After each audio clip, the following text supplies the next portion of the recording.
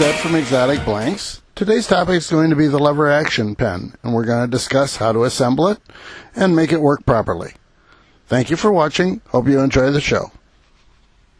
The first thing I do when I start a kit is to empty the bag into some kind of a small container. I use freezer containers from the dollar store. That way I know all the parts are in the little container and nothing can escape to the floor or whatever, springs particularly.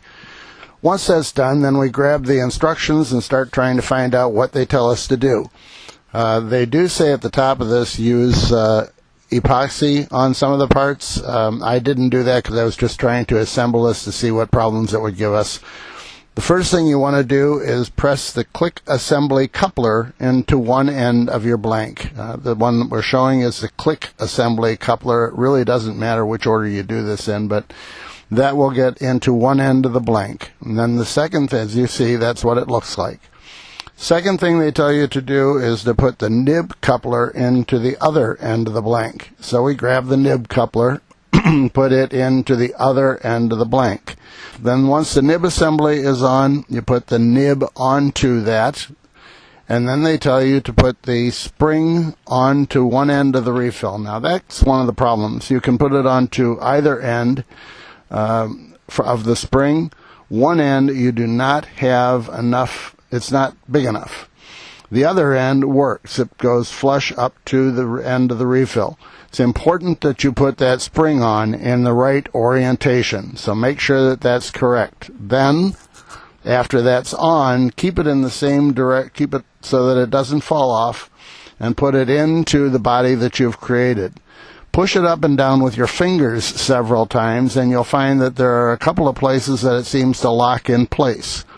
I think it's hitting the spring. I think that's what's going on, but I don't know for sure. All I know for sure is that's not the spot you want to assemble it. Make sure that it goes in and out freely before you put the lever action on it. Once you put the lever action on, make sure that you're fairly close. There should only be 1/4, 3/8 of an inch between the two, and then you can push it down and thread it together.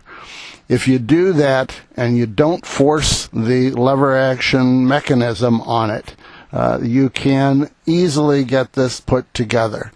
If, when you put it together, the clicker does not work, don't immediately think that it's the clicker.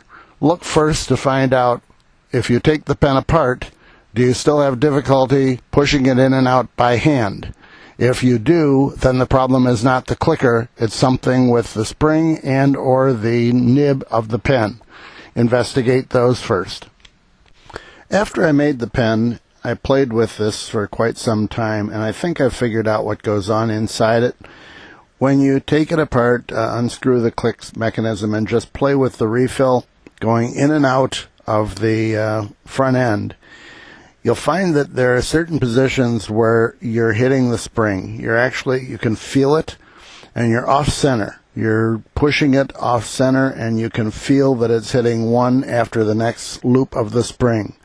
So I believe the problem that we're running into is that we're not testing it before we start out. That spring is longer than the refill. When you put it in the first time, if you put it in so that the spring is hit by the end of the nib, it's never going to work.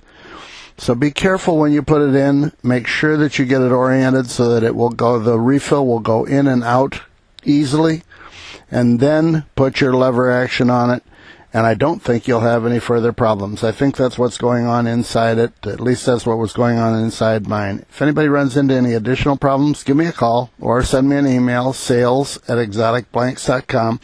I'm certainly open to other solutions, but it looks to me like that's the problem. So that's it for Ed from Exotic Blanks. Hope all of your pens go together beautifully.